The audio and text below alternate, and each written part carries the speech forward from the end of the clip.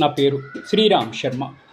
Rajasthan high court arbitrators tribunal ఫీజును తగ్గించింది. Even పనిచేసిన తర్వాత కూడా ఎందుకు ఫీజు తగ్గించారు అంటే, ఇట్లా ఇన్ టైంలో కంప్లీట్ చేయకుండా డిలే చేసినందుకు ఈ విధంగా వాళ్ళకి రావాల్సిన ఫీజును తగ్గించడం జరిగింది రాజస్థాన్ హైకోర్టు. అయితే అనవసరంగా సరియైన కారణం లేకుండా మాకు రావాల్సిన ఫీజు తగ్గించారు, ఇది అన్యాయం అని గౌరవ సుప్రీంకోర్టులో రిట్ పిటిషన్ ఫైల్ చేశారు. ఈ ఆర్బిట్రేటర్స్ మాకు అనవసరంగా తగ్గించారు అని. సుప్రీంకోర్టు 3 జడ్జిల ధర్మాసనం, chief justice of India justice Suryakant, justice Jayamala Bagchi, justice V Mohana ఈ కేసును విని వాయిదా ఇచ్చారు. తమ అబ్జెక్షన్స్ ఏమైనా ఉంటే రెస్పాండెంట్ చెప్పాలి అని.